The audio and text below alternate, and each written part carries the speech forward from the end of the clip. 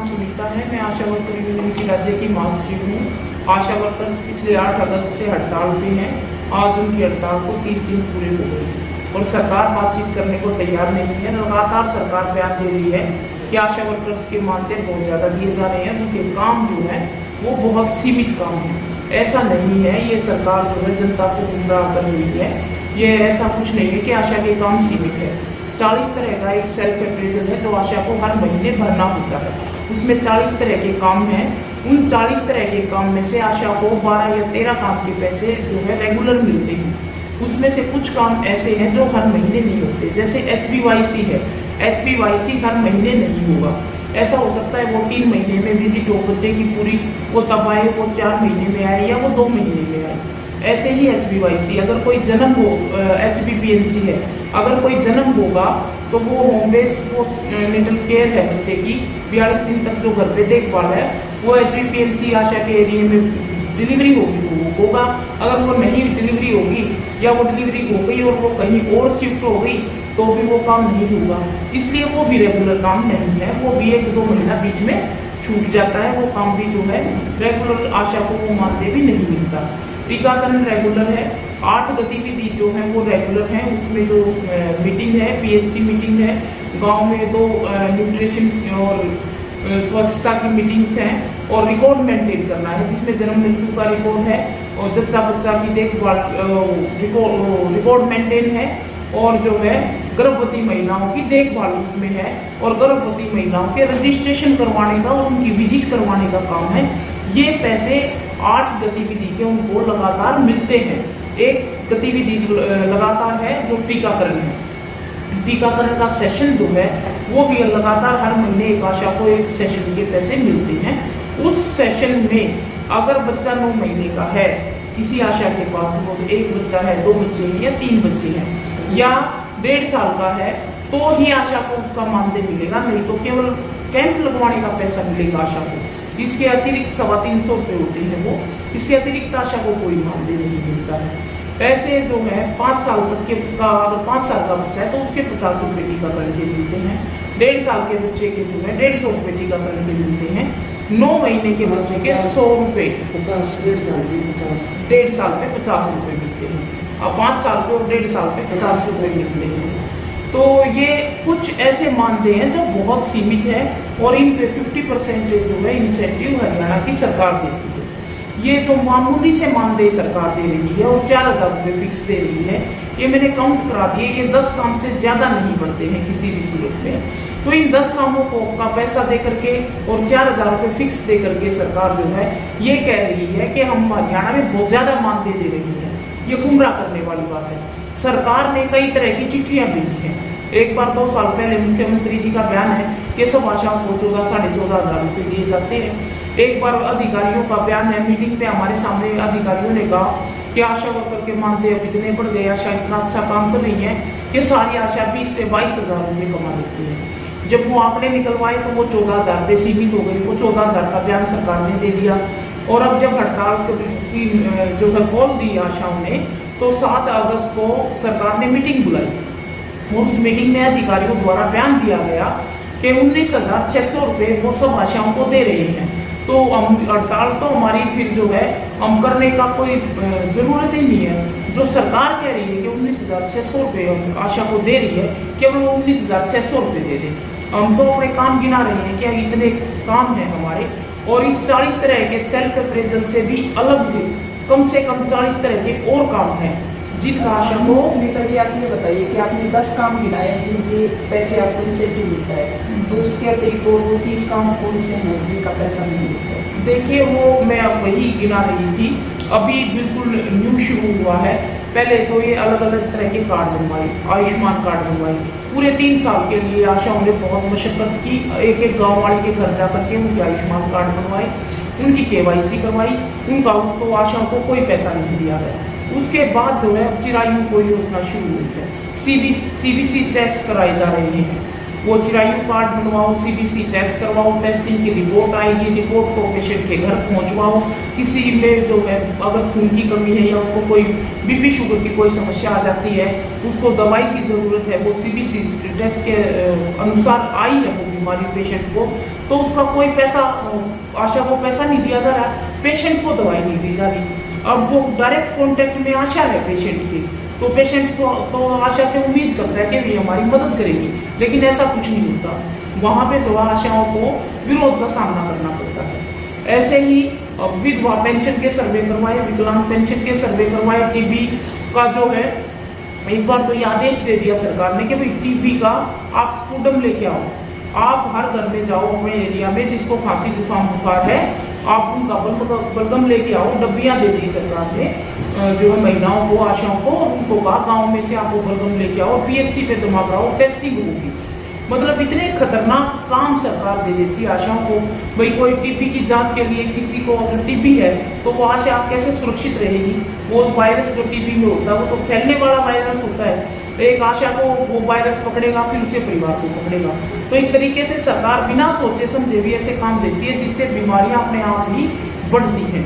TB, TB के अतिरिक्त जो है फीवर मास, जो है ये मलेरिया का, फिर घरों में पानी की टंकी कूलर साफ करना, कैंसर का सर्वे करना, कुष्ठ रोग का सर्वे करना, विकलांगों का सर्वे करना, विधवाओं का सर्वे करना। मतलब कोई भी नया काम आ जाए वो आशाओं को करना है हर 6 महीने में, और सारे बच्चों को इन टोटल अपने एरिया में एल्बेंडाजोल की गोलियां खिलाना, फिर उनको आयरन के सिरप बांटना, और उनको केवल बांट के ये नहीं कि काम खत्म हो गया, हफ्ते में 2 बार आशा फॉलो अप करके आएगी। वो जिसके बच्चे हैं, जिस घरों में आशा ने दवाई दी है आयरन सिरप, वो उसको पिला रहे हैं कि नहीं पिला रहे हैं, ये फॉलो अप भी आशा को करना पड़ेगा।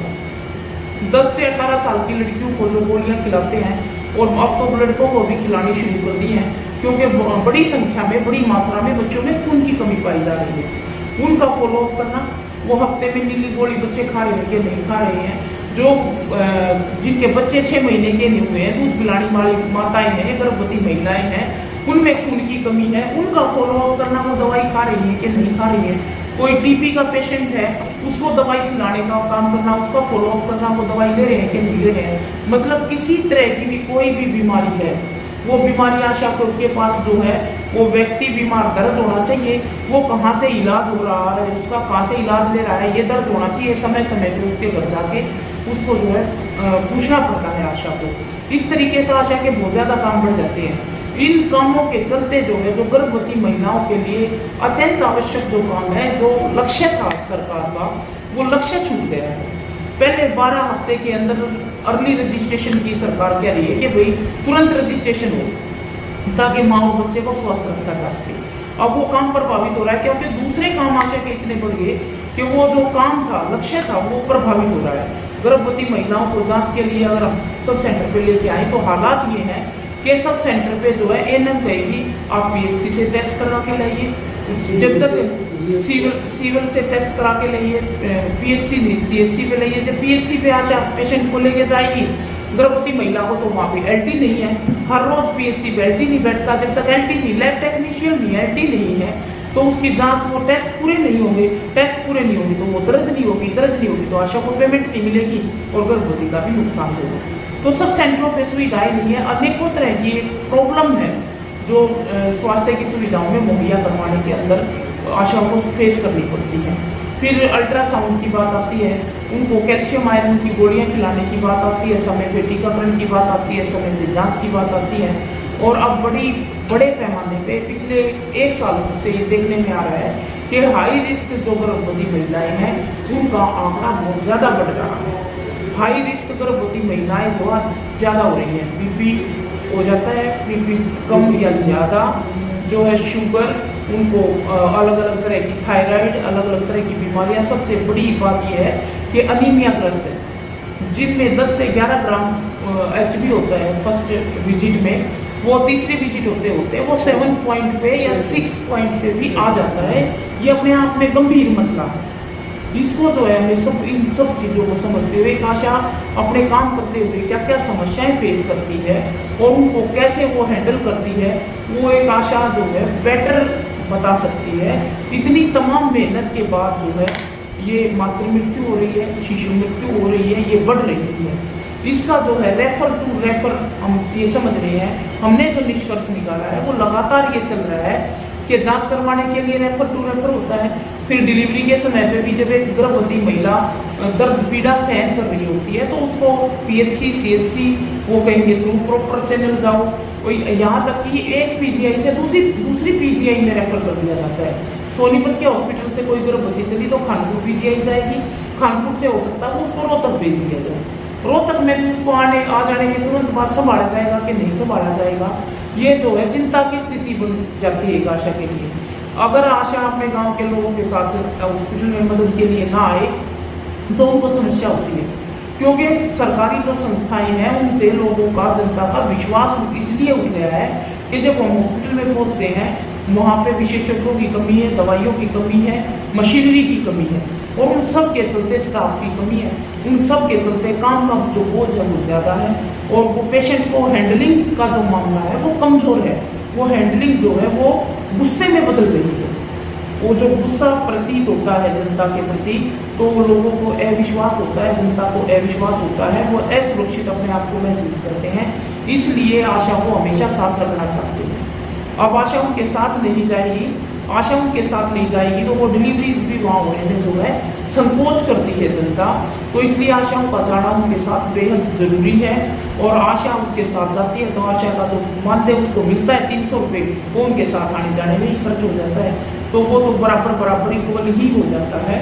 आशा जो काम करती है, जो मानदेय सरकार दे रही है, हमारी एवरेज के अनुसार पूरे हरियाणा से एवरेज ली है, वो 7,500 रुपये के आसपास बनती है, जिसमें से सरकारी काम को अंजाम तक पहुँचाने के लिए जो है आशा के 2500 से 3,000 रुपये किराए में खर्च हो जाते हैं। ये हमारी एवरेज है। एक आशा को मुश्किल से 4,500 रुपये बचते हैं और उसको भी हरियाणा सरकार ये कह रही है हम बहुत ज़्यादा दे रहे हैं, बहुत ज़्यादा दे रहे हैं। ये गुमराह करने वाली बात है, बिल्कुल झूठ है और गलत है।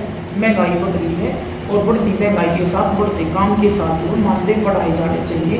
मैं इतना ही कहना चाहती हूँ। बाकी मेरी साथी सहयोगी आशा है अनीता, वो भी कुछ चीज़ें इसमें शेयर करेंगी। ये जैसे ANC की बात आती है गर्भवती में तो फर्स्ट सेकंड थर्ड 3 विजिट को आशा को मिलते हैं। वो अगर सेकंड में आती है, सेकंड विजिट में तो आशा को फर्स्ट विजिट का पैसा नहीं दिया जाता और आशा को फोर्थ विजिट के लिए भी गर्भवती महिलाओं की जांच करवानी पड़ती है, उसका भी सरकार कोई पैसा नहीं देती। और JSY का जो बहुत ही बड़ा मसला आशाओं के बीच में, JSY में जो ANC है, जो अनुसूचित जाति से है, तो उनके काम करवाती है आशा वर्कर, तो उनको फर्स्ट सेकंड थर्ड अगर 3 विजिट टाइम पर होगी तो उसको 300 रुपये दिया जाएगा, अन्यथा नहीं दिया जाएगा। और इसकी डिलीवरी भी मान्य नहीं है, तो JSY के में है। JSY की डिलीवरी अगर उसमें संस्थागत डिलीवरी होती है तो आशा को इसका कोई पेमेंट नहीं होती, उसकी पेमेंट करते हैं पेंटा थर्ड लगने का ना जब इसकी पेमेंट होगी। तो आशाओं में बार बार दबाव बनाया जा रहा है कि JSY के दो, और जब भी बेनिफिशरी के पैसे वहाँ उन बेनिफिशरी के जो कागज हैं वो पूरे होंगे तो आशा को पेमेंट होगी, नहीं तो नहीं होगी। जो अलग अलग कामों के इतना दबाव बनाया जा रहा है आशा के ऊपर, जो अब ये CHO लगा दिए, NM है, NPHW है, जो भी काम हो गई घरों में जाकर घरों का सर्वे करना पड़ता तो साथ में आशा हो, कोई PGI से डॉक्टर आता उसमें साथ में आशा हो, तो कोई भी कहीं से भी आ जाए तो आशा को साथ में जाना पड़ता है, इसलिए सरकार इसको कुछ नहीं देती। तो एक विजिट के जो हमारी मंथली मीटिंग होती है 150 रुपये खाली वो दे रही है, वो बार बार PHC CHC में बोला जा रहा है, आशाओं को उसका कोई भी पेमेंट नहीं मिली। तो सरकार से हम यही मांग करते हैं, जो भाई हम काम जो हमें लगाया था, मान ले हमारी डिलीवरी है, डिलीवरी होगी हमारी, वो उस सरकारी हॉस्पिटल में आ गई, वहाँ उनकी देखभाल नहीं तो प्राइवेट में चलेगा, तो आशा का कोई पैसा नहीं बनता उसके लिए। तो आशा तो 9 महीने उसकी खुद देखभाल कर फिर वो खाली रहेगी उसके साथ में। अगर वहाँ डिलीवरी प्राइवेट की होती है तो उसको आशा का कोई मानदेय नहीं मिलता। तो इसमें यह तरह की सरकार काम दे रही है, तो इस काम के बदले हमें कोई पैसा नहीं दिया जा रहा। और जो ये 10 साल से 5 से 6 साल तक के बच्चे का टीकाकरण के पैसे मिलते हैं, और आगे जो जैसे 10 साल का लग गया, 16 साल का लग गया, 19 साल का लग गया, इसमें सरकार कोई आशा को कोई पैसा नहीं देती। इसकी बार बार डी लिस्ट बनवाई जा रही है, ईवीएम घुमाया जा रहा है।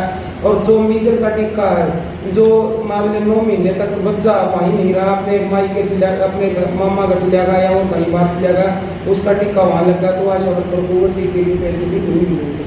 और कई जगह ऐसे हैं जो पूरे सेशन के पैसे भी नहीं मिलते।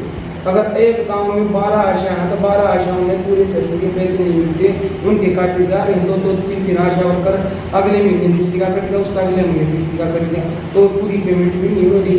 जो ये सरकार 10 रुपया कर रही है, हम 14,000 दे रहे हैं या हम 15 दे रहे हैं या हम 19 दे रहे हैं, ये बहुत ही मुश्किल से 7 और 8 के बीच में कवर होता है। आशा वर्करों को बहुत ज़्यादा पैसा नहीं मिलता। इसमें भी इतने किराए भाड़े हैं, हर रोज PHC CHC में अगर कोई प्रोग्राम होगा, कोई सरकार में दिखाना है या कोई DC आ रहा है, तो आशा वर्कर को कॉल करेंगे बिना ड्रेस में आना, उसका भी कोई पैसा नहीं देना, नहीं कोई चाय पानी की सुविधा करनी उनको, और नहीं कोई पैसा देना। तो इसमें यही है भी, तो इसमें तो सरकार कुछ नहीं दे रही है आशा वर्कर को। आशा वर्कर बहुत ही परेशान है। और इसमें जैसे UNCT का काम दे दिया आशा वर्कर को, आशा वर्कर को पहले रजिस्टर दिए गए थे ऑफलाइन 2 साल पहले। आशा वर्कर ने घर घर जाकर UNCT का कि का घर कच्चा है, पक्का है, क्या टॉयलेट है, क्या पानी का पंप है, कैसा यूज करते हैं, कैसा नहीं करते हैं।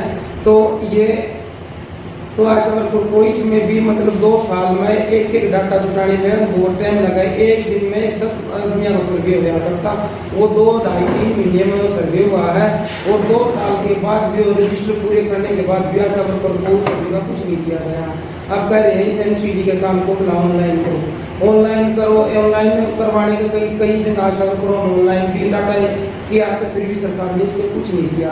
तो सरकार ये बेहतरीन काम करवा रही है, हमें पैसा खाली 10 कामों पर मिलता है, और ये जो 30 काम जो इस पर गवर्नमेंट सरकार ने दे रखे हैं, इस 30 कामों का हमें कोई पैसा नहीं मिलता। ये कुछ विभाग से बाहर के भी काम आप लोगों से करवाए जाते हैं, नशे की नशे का ऑनलाइन काम के बारे में कुछ बात? हाँ, ऑनलाइन का जो आयुष्मान का है, नशे का है, NCD का है, ये सारे काम जो चिराग योजना है, जो कैंप लगाए जाते हैं इनके, जो इसका NCD के थ्रू, आयुष्मान के थ्रू कोई जो 18 से 40 के लाओ, 5 से 10 के लाओ, इनका कैंप लगाए जाते हैं। इस कैंप का भी आशा वर्कर को कोई पैसा नहीं मिलता। और सोनिया, आप कुछ जोड़ेंगे इसमें, ये ऑनलाइन काम के संदर्भ में क्या परेशानियाँ आती हैं आशा को काम करते हैं? साथियों, जो ऑनलाइन काम करना पड़ता है हमें, डाटा एक तो हमारा वहाँ जहाँ बैठते हैं वहाँ चलता नहीं, फ़ोन जो सरकार ने दे रखे हैं वो फ़ोन हैंग हो जाते हैं। विभाग के इतने ऐप डाउनलोड कर रखे हैं जो चलते नहीं। ऑनलाइन करने में इतनी परेशानी आती है जिसका हम बातों को बयान नहीं कर सकते। और जो साथियों, हम जो डिलीवरी लेके जाते हैं ना, तो कहते हैं भाई जो आप साथ में जाओगे तो उनका कैसा मिलेगा। हम साथ में जाते हैं डिलीवरी को लेके, तो वहाँ के डॉक्टर यहाँ पे 50 चक्कर कटवा लेते हैं, उधर से पर्ची बनवा के लेकर आओ, उधर से पर्ची बनवा के लेकर आओ। तो साथ में वो गलत है हमारे साथ है। और मेरा प्रूफ का कोई पैसा नहीं है, बिना पुलिस के लिए कोई पैसा? हाँ, बिना प्रूफ कहते हैं या डॉक्टर के साइन होनी चाहिए, या जो एम्बुलेंस गाड़ी भेजते हैं उस एम्बुलेंस ड्राइवर के साइन होनी चाहिए, तब हमें पैसा मिलता है। उसकी फोटो कॉपी लगा के देनी पड़ती है। जो भी हम काम करते हैं, जिसका प्रूफ लेते हैं, उनकी फोटो कॉपी लगानी पड़ती है हमें, हर एक काम चीज़ उसकी परफॉर्म देती है। जो हमने अपने पास से कराते हैं सरकार? फोटो कॉपी हम अपने पास से करवाते, सरकार इसका हमारे को पैसा नहीं देगी।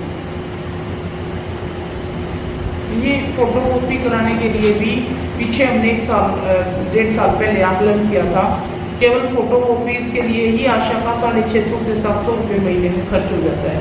किराए भाड़े और फोटो कॉपी जोड़ के 3,500 रुपये लगभग ये खर्च बनता है। जहाँ तक ऑनलाइन काम की बात है, देखिए जब आशा को भर्ती किया गया था तो कोई भी सरकार का ऐसा मकसद नहीं था कि ऑनलाइन कोई काम होगा। लेकिन अब सरकार कह रही है ऑनलाइन भी काम करो, ऑफलाइन भी काम करो, आप फील्ड वर्क भी करो। ये 3 तरह का काम हो गया एक आशा के लिए। पहले वो फील्ड में जाएगी, अपना रिकॉर्ड मेंटेन करेगी, फिर वो ऑनलाइन करेगी, फिर वो अपने घर का काम किस वक्त करेगी। ऐसे करके तो एक महिला का काम जो है, एक आशा का काम तो 12 से 14 घंटे का हो गया। और वो अपने घर के काम किस वक्त करेगी, फिर वो आराम किस वक्त करेगी। उसके ऊपर भी जो है अभी सरकार के चौंकाने वाली बात है, 129 रुपये कह रही है सरकार, 129 रुपये मिल रहे हैं और ये 5-7 काम और जोड़ दें उसमें तो वो 140 रुपये बन जाएंगे, वो 150 रुपये बन सकते हैं। तो 150 रुपये भी मिनिमम जो है एक आशा को एक दिन की मजदूरी नहीं बढ़ रही है। तो ये कितनी शर्मनाक बात है जो सरकार बयान दे रही है, हम सबसे ज़्यादा दे रहे हैं। एक आशा को 150 रुपये ये रोज की मजदूरी के हिसाब से भी नहीं दे रही, कितनी लूट कर रहे हैं। यहाँ सरकारी रेट के हिसाब से भी मजदूरी 600 रुपये है। ऑनलाइन काम करना कोई आसान बात नहीं है, बताया साथी ने, मोबाइल फ़ोन खराब है, डाटा नहीं है। दूसरी बात यह है कि हमने कभी भी मोबाइल फ़ोनों से या ऑनलाइन काम करने से परहेज नहीं किया। हमारी बिल्कुल स्पष्ट मांग है, सीधी मांग है, वही 4000 रुपये हमें आप ऑनलाइन काम कर दे, ऑफलाइन कर दे, टेक्निकल प्रक्रिया का हिस्सा है ये। हम क्यों कर दे 4000 रुपये में ये सारे काम? अगर इसी ऑनलाइन काम को करने के लिए सरकार भर्ती करती है तो टेक्नीशियन भर्ती करना पड़ेगा और उसको कम से कम 40,000 रुपये तनख्वाह देनी पड़ेगी। अगर सरकार 40,000 रुपये देने को राजी है तो हम भी ऑनलाइन काम करने को राजी हैं। तमाम आशा कर देंगे ऑनलाइन काम, लेकिन सरकार इसके लिए हमें कब 40,000 रुपये दे, हम करेंगे ऑनलाइन काम। और ये संभव नहीं है कि 4,000 रुपये में जो है हम ऑनलाइन काम कर दें, ऑफलाइन काम कर दें और तमाम तरह के जो है सारे सर्वे हम कर दें, सारे काम हम सरकार को कर दें, ये संभव नहीं है। ये ऑनलाइन काम जो है ज़्यादा दबाव बनाया सरकार ने, इसका हम लगातार विरोध कर रहे हैं और ये ऑनलाइन काम हम तब तक नहीं करेंगे जब तक सरकार हमारा कोई फिक्स मानदेय नहीं करती है। ये जो इससे भी अलग आशा के काम है, देखिए कई जगह पे ऐसा है जहाँ पे ईंट बनती है, भट्ठे हैं, मजदूरी करते हैं लोग वहाँ पे, वो 6 से 7 महीने ईंट भट्ठों पे रहते हैं। वहाँ पे भी कैंप लगवाना, गर्भवती महिलाओं की देखभाल करना, उनकी डिलीवरी जो है वो संस्था में हो, सबसे ज़्यादा ज़रूरत होती है उनको। वो प्रवासी होते हैं, उनको भाषा का, बोल का सब जो है बहुत अंतर होता है, उनकी टेस्टिंग भी नहीं हुई होती है। अगर वो टेस्टिंग उनकी हो भी रखी होती है तो वो अनपढ़ होते हैं बड़ी संख्या में, वो पढ़े लिखे नहीं होते, वो अपने टेस्ट और रिपोर्ट को देते हैं, उनके जो साथी अच्छा व्यवहार नहीं किया जाता। उनको जब भी हमारे हरियाणा जैसे प्रदेश में आ जाते हैं तो उनकी डिलीवरी भी संस्था में हो, उनके बच्चे की देखभाल हो, ये जिम्मेदारी भी आशा की है। फैक्ट्री जो एरिया है वहाँ पे फैक्ट्री एरिया में भी टीकाकरण करवाना, वहाँ पे पोलियो की दवाई दिलवाना, वहाँ पे मिशन इंद्रधनुष को लागू करवाना, ये तमाम तरह के काम एक आशा की जिम्मेदारी है। फिर अलग अलग समय पे अलग अलग तरह के पखवाड़े चलाए जाते हैं, जैसे 15 दिन कह रहे हैं फैमिली प्लानिंग का पखवाड़ा चलाया जा रहा है। इसमें आशा जो है फैमिली प्लानिंग के केस लेके आएगी, उसमें पुरुष नसबंदी होगी, उसमें महिला नसबंदी होगी, उसमें जो है फैमिली प्लानिंग के लिए जो है टीकाकरण करवाया जाएगा, उसमें कौन सी गोली खानी चाहिए और जो वो सामान जिस तरीके से वो पखवाड़े सरकार बनवाती है उस तरीके से उन पखवाड़ों को मनाने के लिए और उनको जनता में लागू करवाने का सामान तक भी पूरा नहीं होता है। जब हम लिस्ट उठाएंगे ये पखवाड़े मनाने की तो ये तीसरे महीने 15 दिन के लिए कोई ना कोई पखवाड़ा आ जाता है। कभी एल्बेंडाजोल की गोली बांटने का, कभी आयरन के सिरप बांटने का, कभी बड़े बच्चों को आयरन की गोलियां बांटने का, कभी ORS बांटने का, कभी परिवार नियोजन का जो है पखवाड़ा आ जाएगा, कभी टीबी से बचाव करना है, कभी जो है पानी का बचाव करना है, जनता को जागरूक करना है, अलग अलग तरह के ना जाने कितने काम हैं। और इसके साथ साथ जो है विभाग से बाहर के भी काम हैं, ये जैसे नशे का सर्वे बताया, विभाग से बाहर का काम है। बिल्कुल BLO की ड्यूटी है, BLO की ड्यूटी करना भी आशा की ड्यूटी लगा दी। भाई एक महिला कितने तरह के काम करेगी, आशा को अमरेला बना दिया है। भाई तमाम तरह के काम जैसे जिम्मेदारी आशा की है। अभी भी आशा वर्कर हड़ताल पे हैं और जो है निर्वाचन आयोग से फोन कर रहे हैं सुपरवाइजर आशाओं को कि आप BLO में ड्यूटी करो, BLO में ड्यूटी करो। अगर आप BLO में ड्यूटी नहीं करोगे तो भाई आप आशा के काम से हटा दिए जाओगे। भाई निर्वाचन आयोग स्वास्थ्य विभाग में काम करने वाली महिला को कैसे हटा सकता है? तो ये अननेसेसरी जो प्रेशर है, ये शोषण जिस तरीके से सरकार जिस साजिश से कर रही है, फिर विभाग के अधिकारी नहीं बोले ये तो जिलों पे DCO के ऑर्डर है, निर्वाचन आयोग का तो जो है वो देखते हैं काम, उसके इंचार्ज तो वो होते हैं, उसको तो डायरेक्टर वो है, वो जो है करते हैं उसको हैंडलिंग, हम इस पर कुछ नहीं कर सकते। भाई कोई स्वास्थ्य विभाग से बाहर भी कोई काम लेता रहे, इस पर स्वास्थ्य विभाग के अधिकारी बोलते नहीं है। भाई एक महिला कितनी तरह के काम करेगी, फिर ये कहते हैं कि भाई क्वालिटी नहीं है। हमने जो है अब से 3 साल पहले सरकार को चेताया था मीटिंग के अंदर, आशा वर्कर्स यूनियन हरियाणा ने कि जिस तरीके से आशा के काम बढ़ाए जा रहे हैं उनके ऊपर दिमागी प्रेशर बढ़ाया जा रहा है, यह बढ़ते कामों की वजह से जो हमारे मूल काम है जिसके लिए आशा को रखा गया था वो प्रभावित होंगे। कोरोना से पहले की मीटिंग में हमने 2019 में ही बता दिया था सरकार को कि ये काम प्रभावित होंगे। आज उसके नतीजे सामने आ रहे हैं। ये मातृ मृत्यु दर जो है 14% बढ़ गई, और अभी 10 दिन पहले की जस्ट बात है जो अखबार में आया हुआ था कि ये 17% तक चली गई है। अब 6 महीने पहले की रिपोर्ट है 14%, और अभी 10 दिन पहले ये 17% तक बढ़ने का अंदेशा जताया गया है। तो ये कितनी चिंताजनक बात है। एक तरफ तो कहते हैं भाई हमारा प्रदेश समर्थ है, नंबर 1 है, और जो है महिलाओं में बच्चों में खून की कमी जो ये क्या चला रखी है, एक योजना चलाई है सरकार ने जिसमें CBC टेस्ट उठते हैं। ये चिरायु योजना है। इसमें गांव में कैंप लगा करके महिलाओं के, बच्चों के, तमाम जनता के टेस्ट किए जा रहे हैं, और उसमें चौंकाने वाले आंकड़े हैं। ये मैंने खुद से रिपोर्ट देखी है कई गाँव की। तमाम जितने टेस्टिंग हुए, अगर 100 टेस्ट हुए हैं, 100 टेस्ट में से महिलाओं में और बच्चों में 70 से 75 में 7 पॉइंट HP है। ये मैंने अपनी आंखों से रिपोर्ट देखी है। मतलब ये कितनी भयानक चौंकाने वाली बात है कि 100 आदमियों में से अगर 100 टेस्ट हुए हैं तो 100 में से 75 लोगों के अंदर खून की कमी पाई जा रही है हरियाणा जैसे प्रदेश में। तो ये कैसे पार पाएंगे इस लड़ाई से? दवाई उनके लिए कोई नहीं। तो इस तरीके के अनेकों काम आशाओं के बढ़ाए जा रहे हैं बढ़ते कामों की वजह से, और जो है बढ़ती महंगाई की वजह से तमाम आशाएं परेशान हैं। और अब 1 महीने से वो है हड़ताल पे है, और हड़ताल की हमारी मुख्य मांग ये है कि भाई हमारा जो है मानदेय बढ़ाया जाए, उसको महंगाई भत्ते के साथ जोड़ा जाए, और हमें पक्का कर्मचारी बनाया जाए। जब तक सरकार पक्का कर्मचारी नहीं बनाती, हरियाणा के अंदर जो है पॉलिसी में बदलाव करते हुए आशा वर्कर को सरकार वर्कर माने, क्योंकि 18 साल का आशाओं का एक्सपीरियंस हो गया। 3 साल में, 4 साल में तो जो है 5 साल में तो MBBS की डिग्री हो जाती है।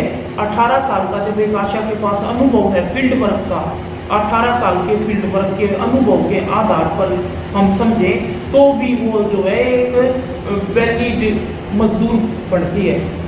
उसको जो है वेरीफाई होना चाहिए कि भाई इनका एक्सपीरियंस है इतना।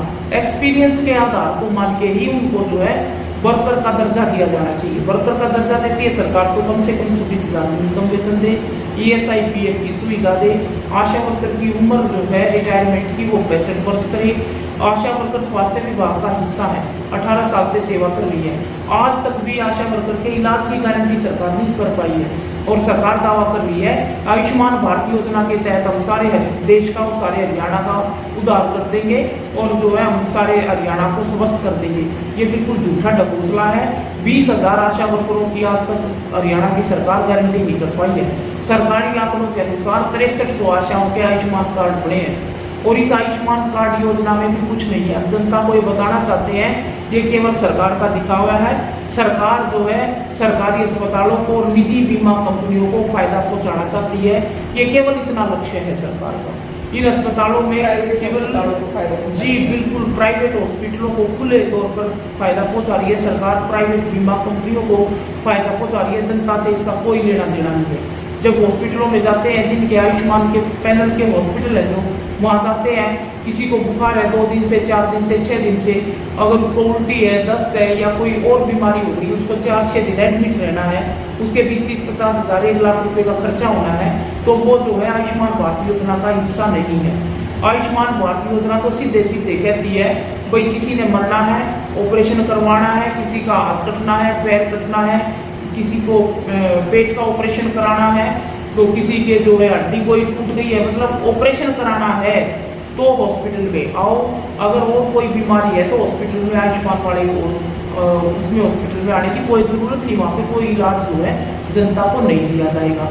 तो ये केवल दिखावा है।